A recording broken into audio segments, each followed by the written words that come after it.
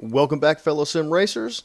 We are here today because I wanted to put together a video for those of you who may be just now making your way over to sim racing. I know that I am by no means the fastest sim racer in the world. There's no way I would ever say that I am, because I am not, but I'm also not the slowest. I am good enough to be competitive now. However, that was not always the case. When I first started, I was not competitive at all, and it just about made me quit. But I didn't, and I stuck in there, and I kept on racing, and it's a good thing I did, because along the way I've learned a lot of great valuable information that you typically don't know if you're just starting in sim racing. So I wanted to share that with you guys, because maybe it may help somebody out. I hope that it does. So without further ado, here are 5 great tips for new sim racers. The first tip is really important, and it's something that most people have an issue, or think that they have an issue with when they first get started. So tip number 1 is, do not let yourself get caught up in thinking that you need the most expensive or elaborate equipment to be competitive or run quick lap times, because it's simply just not the case.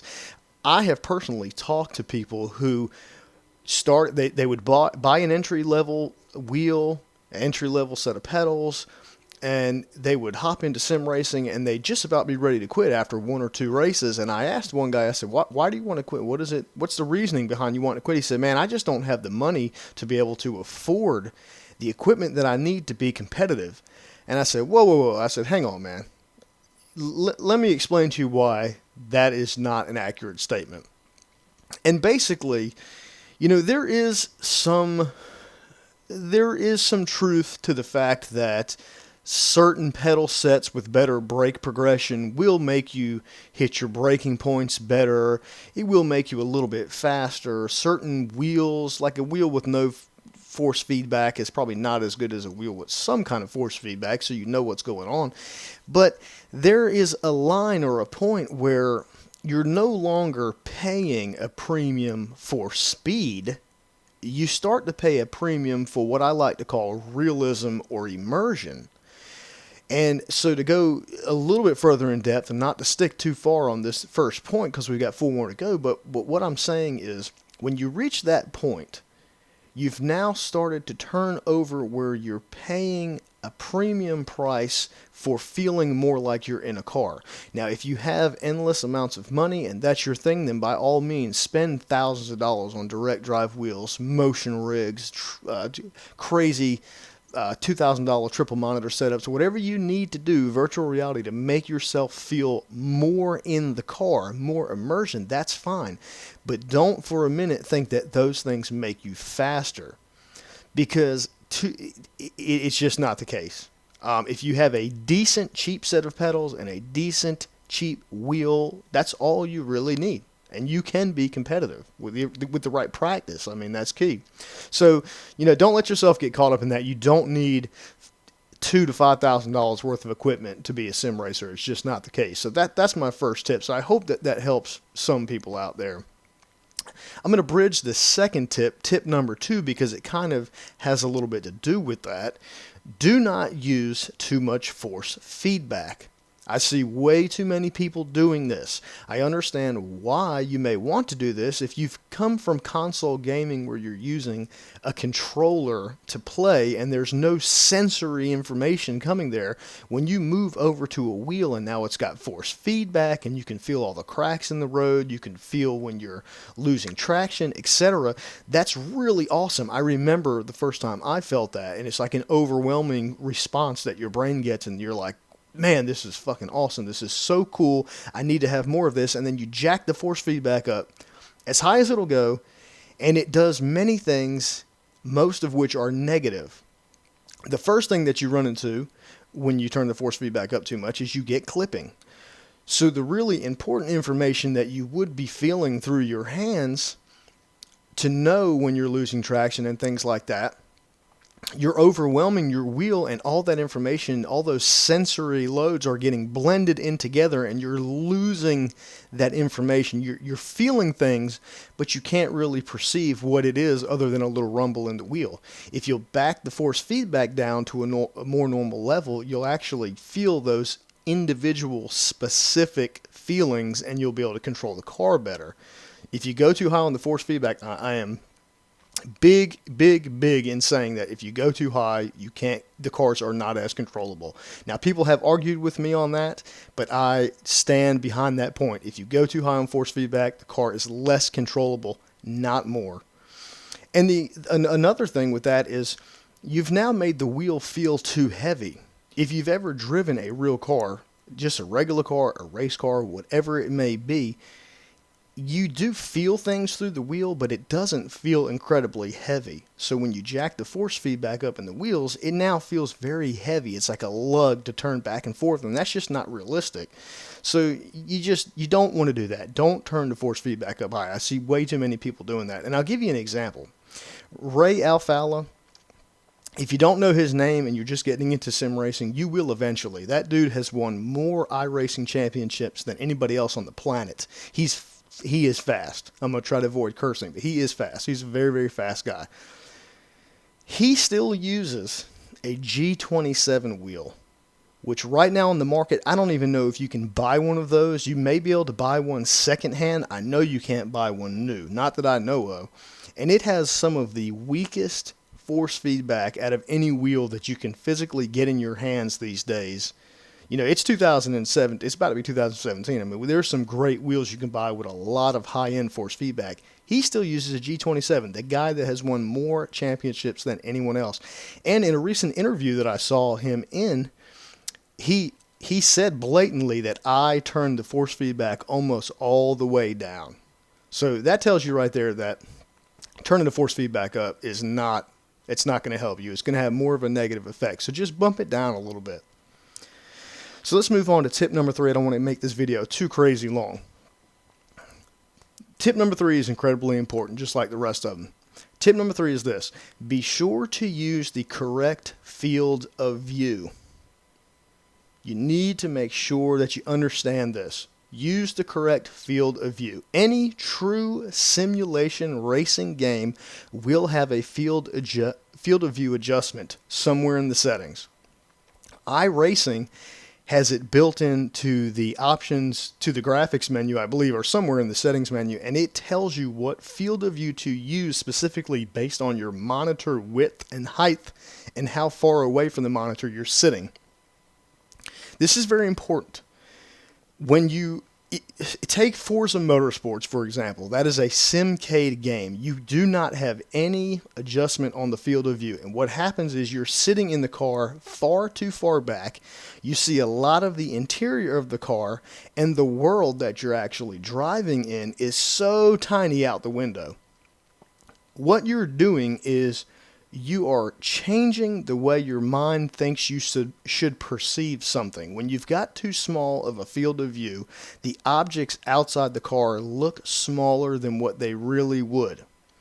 What you want them to look like is the actual size of what they would actually look like, how your brain thinks you should perceive things out the window, and what you need to do is adjust your field of view to make that work. Kind of some key pointers in knowing if you've got the wrong field of view is if you're seeing way too much of the inside of the car and not enough of the world outside. I mean, that's a key pointer. But most people are running iRacing, and if you're running iRacing, make sure you go into the settings and make sure you adjust your field of view. To measure your monitor, measure the width, measure the height, and take a tape measure and measure how far you are away from your monitor. Punch those in to the field of view calculator and put that field of view on what they recommend. That will be the most realistic field of view you can get outside of running virtual reality. So if you're running virtual reality, this doesn't really apply to you, but most people who just get into sim racing are not. So make sure you do that. Make sure your field of view is correct. You will run faster lap times if your field of view is correct, because everything will be moving the speed it is supposed to move, and everything will be the size it is physically supposed to be that your brain perceives it to be. Okay, I've knocked that on the head too long now. Let's go on to tip number 4. Tip number 4 is don't treat a sim racing game like an arcade game. I've said this a couple times during this tips video. I'm going to say it again. Most people who come over to sim racing came from some kind of arcade racer on a console or some kind of simcade. Examples are Forza Motorsports, Gran Turismo, all of those games. You have to understand that those are still arcade games. Even with the assist turned all the way off on those games, there is still some kind of assist, especially if you are using a controller that allows you to go through corners faster than you should be able to and brake later than what you should be able to. You need to break those habits, because in a true sim racing game, I'm talking about iRacing, Assetto Corsa, R Factor 2, Automobilista, these true simulation games are not going to allow you to use those bad habits of just keeping your foot to the floor and not paying attention to where you're braking. If you try to drive in a sim racing game like one of those games, you're going to be off the track, in the wall, in a heartbeat, and it's going to happen over and over again. It's going to be very frustrating. You need to understand, in sim racing, consistency is way more important than ultimate speed. So take a step back, slow down, pay attention to where your braking points are. Brake before a corner. That's a huge, you need to listen to that. Brake before a corner and then throttle out of the other side. That's how you're going to get your most speed in your straightaways. That's how you're going to stay on the track, and that's how in the long run you're going to get the shortest lap times, which will make you more competitive. And then the last tip is kind of an obvious one. It's definitely not the least important. To be honest, it's the most important tip, and I have touched on it a little bit. And number 5 is practice makes perfect. Whatever you do, do not get discouraged if you don't win your first race, or don't even get discouraged if you're not even finishing in the top half of the pack on your first 24 races. Because it's just not going to happen. Sim racing requires a lot of practice. Every time a track changes, every time you're running a new car, you can't just hop in and do it and think you're going to be competitive. You need to learn the track conditions, how hot it is, how cold it is. It's like real life. When a real race car driver goes to a track, they have to see what the track temperature is, how the wind is affecting the car on the back straights. There's so many different aspects, and it's kind of like that in sim racing. You have to look at track temperatures. You have to adjust your tire pressures accordingly. You have to just do lap upon lap upon lap to make sure that not only are you quick around the track, but you're consistent every time. And there's only one way to get that way, and that is simply practice. Sim racing is kind of the thing that only people hang on to if they're willing to put in the initial work. I mean, it requires a lot of testing setups. It requires just a lot of practice. I mean, I can't say that enough. And I see far too many people get frustrated because they do not want to put in the time to practice, and then when the green flag comes up, they can't win a race, and so they quit sim racing and go back to whatever they were doing before, whether that be Forza or some arcade game from EA. Who knows?